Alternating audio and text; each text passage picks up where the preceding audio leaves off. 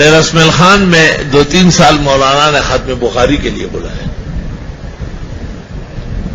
تو میدہ تو ہمارا شروع سے ہی کمزور چل رہا ہے، اور بڑی زبردست دعوت ہے، سب کھانا گھر پکتا ہے، تینوں ٹائم ناشتہ، دوپہر کا کھانا، رات کا گھر سے نکل آتا ہے۔ تو ایک موقع پر میں نے کہا کہ اگر اجازت ہو تو میں کھانا نہ کھاؤں، طبیعت نہیں چاہتی۔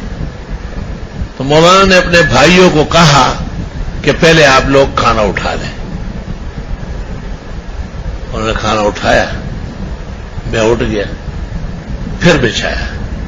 تو میں نے مولانا کو کہا کہ اتنے چھوٹے سے جزیے پر بھی نظر ہے، یہ مستحب معاملہ مليان کو پس پوئی گی نہ سے خبر دی مستحبات نے مليان تو پتا پس پہ پوش ہوتا ہے تو بخاری دا ظاہر آیا۔ میں نے کہا اتنے مختصر سے جزیے پر بھی نظر ہے اور عمل ہے سیاسی مولوی ہو کے۔ تو مولانا نے مجھے جواب میں عجیب بات کہی، بہت قابل قدر بات کہی۔ انہوں نے کہا منہ کو سم دم مليان پخپل ارادہ بانی یو مستحب پر خلو تو تیار نہیں ہوں۔ ماشاء اللہ، بارک اللہ فی حیاتی وکثر اللہ امثالہ اتباعہ۔ فرمایا کہ ہم تو خالص مولوی ہیں اور مولوی ہونے پر فخر ہے، اور ہم اپنے ارادے سے ایک مستحب کے خلاف کرنے کے لیے تیار نہیں ہیں۔ آفرین۔ دور سے آپ سمجھتے ہوں گے کہ بھائی ایسے اسٹیج پر مولوی ہے، ایسا نہیں ہے۔ 5 نمازیں اپنے گھر میں خود امامت کراتا ہے، خپل امامت، بس چکست اترے گی نیک راشی روپئے اللہ اکبر اللہ کو بیٹھو۔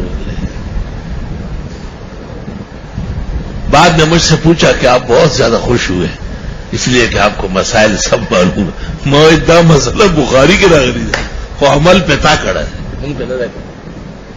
ہم تو سہولت کے لیے کہتے ہیں کہ بھائی جی تم لوگوں نے کھانا کھانا جاؤ بھائی، اب اور آئیں گے نا۔ مولانا نے کہا کہ نا پہلے دسترخوان اٹھا، کیونکہ مفتی صاحب اٹھ رہے ہیں، تو پہلے دسترخوان اٹھا میرے ساتھ، میں کمرے میں آیا، دوبارہ لگایا کیونکہ اور لوگوں نے کھانا ہے۔ جی